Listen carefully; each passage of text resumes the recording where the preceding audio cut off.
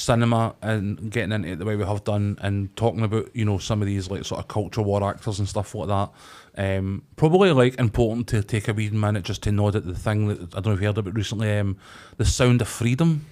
I have seen some stuff. I have seen people on social media asking how they get access to it. And you go to the cinema. A very like, well, I don't know. Like, but there's conspiracies. So there was like conspiracies that they're like going to the cinema, and then for some reason like that screen's not got electricity, but it's very.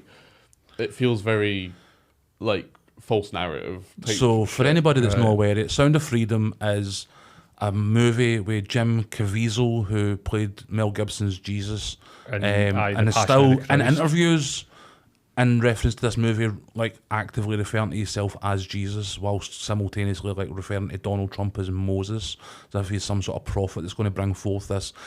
And it's like really like dripping in like QAnon language, right? And obviously, you know, the QAnon cult bullshit about how, you know, the left are stealing children and killing them and drinking their blood and stealing their adrenochrome and, you know, using it to like live longer and blah blah blah.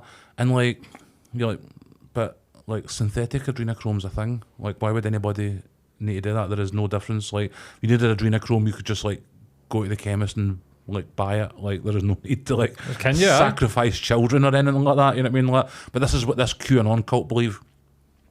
So Caviziel has been hired as the lead actor in this Sound of Freedom, and on the surface, the movie is about anti-child trafficking. So the story is the main guy goes to South America and kind of basically combats child trafficking in these South American states, and you know, protects America and blah blah blah. Is that a true story based on? No, it's this guy, the guy who wrote and directed it, claims that it is based on aspects of his life, but this guy was also arrested 2 days ago for kidnapping a child. So, you know, right. So Caviziel's out there, and he's going to like QAnon like conferences and like speaking to people about like Hollywood kidnapping and murdering children and like harvesting their fucking brain glands whilst promoting this movie about anti-child trafficking, written, directed and funded by someone who is now an arrested child trafficker. So the whole thing's fucked up. The controversy in America, there was a couple instances, as you say, where people were posting TikToks in cinemas where the sound went off or the lighting wasn't working, and they were, or they're trying to silence this. But the other one that was happening was that people were going into like empty cinemas and being like, I could only get one specific seat for this showing, and it was here. So I bought my ticket here and I've walked in, and it's like an empty cinema. And they're like, how can I only buy one ticket in an empty cinema? And it's because right-wing nut jobs were going online and buying multiple tickets right, to basically like promote the movie and then not going to. So they'll go and see it the first time, but when they were going to see the movie, instead of buying one ticket for themselves, they were buying 10 tickets. Right. So the 3 or 4 people that were there had bought out the entire cinema, and then we're like, how come this cinema's empty? And you're like, because you bought all the fucking tickets. Like, right. It's now made $137 million in the first couple of weeks, which is like ridiculous, more than The Flash. Like, I mean, like, so, you know, this they have grifted the absolute shit out of this. It's now getting released in Europe, Britain, and over the course of like sort of August, September and October, there's going to be like releases concurrent so that they can basically sweep across Europe with this message. But, you know, the movie itself is not per se like a QAnon movie. It's been pitched very much as a QAnon movie.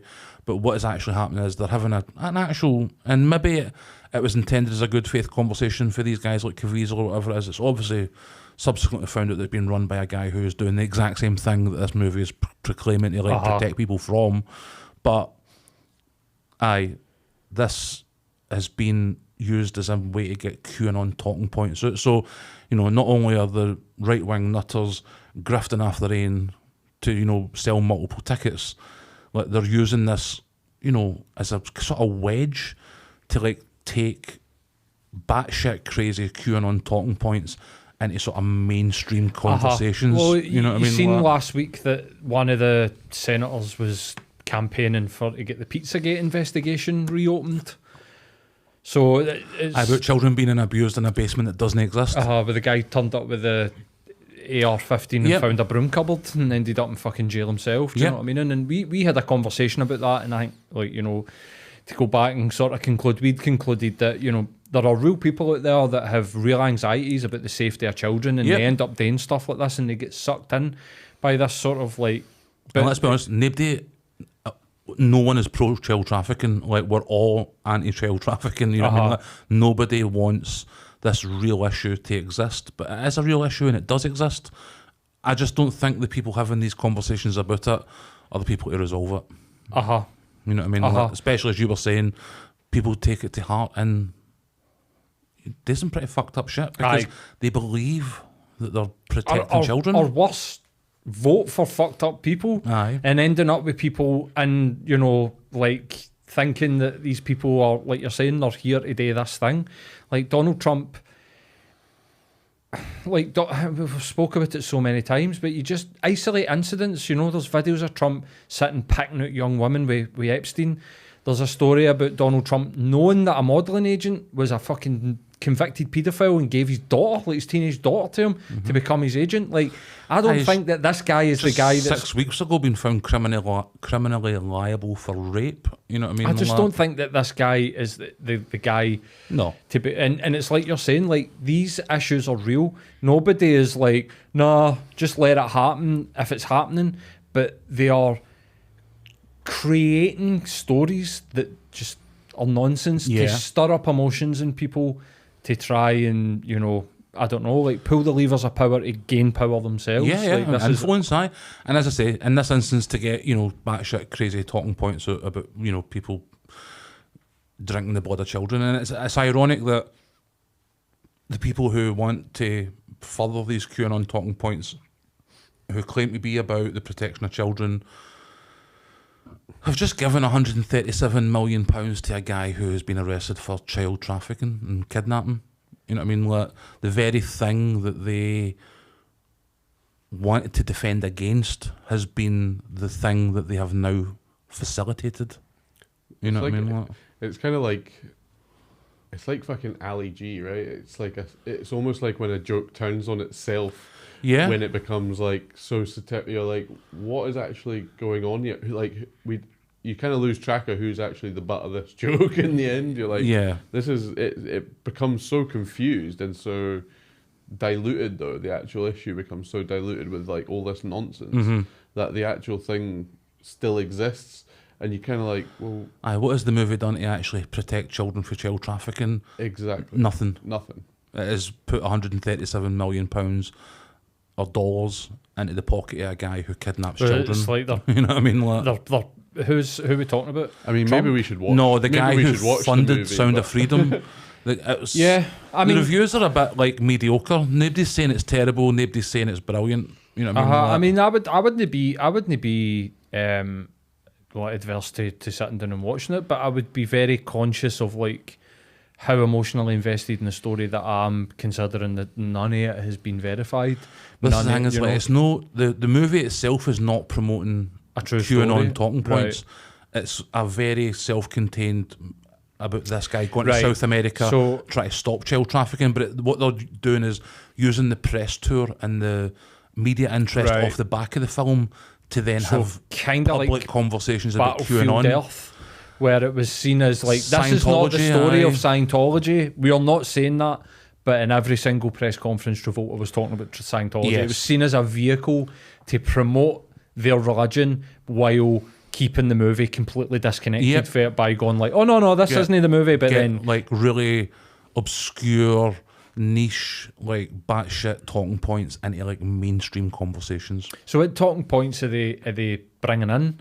Other than like the satanic cult, because that's the whole. That is the talking points. Like this guy Caviziel, who, you know, was, at least up until I don't know how long ago, like considered a like legit actor. You know what I mean? Like, is out here, there, and everywhere, like full blown like QAnon nonsense at press conferences, news media, like conference centres, You get him. Maybe he's just a method actor because he's like playing the part of this nutter. He's actually like, all right, okay, I'm gonna go and do what all this guy's. He's certainly a method actor because he was still referring to himself as Jesus. He was in an interview with, I think it was one of Trump's lawyers that was in the studio with him. And he was talking to one of these guys on like Fox News or whatever it is, and he was like, "Oh, I'm still Jesus, but like Trump is Moses," and I'm like, "You played Jesus like." What, 15 years ago? You know what I mean? Like, you're still holding on to it, you know what I mean? Like, so maybe he is just method. He's now like Jesus who saves children for sex trafficking, like, which is something you'd imagine Jesus would actually do if he was real, you know what I mean? Like, but this guy's he's unhinged. Let's see if you watch, and I mean, I'll maybe try and like find some clips to drop in on the edit or something like that, but like, this is like, you're looking at this guy and you're like, you are unwell. Like, you are obviously like unwell. But people were literally saying that about Joaquin Phoenix when he was doing one of his roles, and like he was like seen in public, and they were just when he was starting the rap career. Oh yeah, and it turned out he was like trolling everybody. He was just basically doing. Like, I imagine like Jim Carrey playing Andy Thingy would have been very similar, and you're like, right, okay, well, yeah. I mean, I'm not saying that this is the same case. No, I get but you. it would be pretty funny, wouldn't it? Doesn't he actually believe he's physical embodiment like, of wins Jesus? An Oscar, it's like comes out and he's like, I'm Jesus Q-Anon. Q-Anon Jesus. But it's pretty fucked up. So it's like, it's one of the moments where like it has garnered all this attention and done almost the exact opposite of what it was intended to do, whilst also just spreading shitty conspiracy theory bullshit everywhere. Just weird like shit. Pure power washer, just QAnon everywhere, you know what I mean? Like, so I definitely probably will sit and watch it at some point. It has popped up on the dodgy apps and stuff like that, but I've also been like super conscious of it. And like, this isn't for me, but at the same time, I think it might be interesting to see what people in that headspace I think you have to. Thinking. I think if we're going to sit and commentate on it, I think you kind of have to. Yeah. Like, with the understanding of where it comes from and whatever. But then, to be fair, I don't really look into, like, where everyone else's motivations comes from every other film that I watch. I was spending 20 minutes talking about Barbie and me and you have not seen it. You know what I mean? But it's like, I suppose we only really... You'd only look at Christopher Nolan's political interests if he started making political movies. Making movies about politics and like, they did that with Oppenheimer and Dunkirk have elements there, I suppose. Everybody's looked into Oliver Stone's political motives early years. And but his Untold History or whatever it was overtly political, you know what I mean? Aye, absolutely. And he's he's best pals with Putin, you know. Sat across from him. I think as well.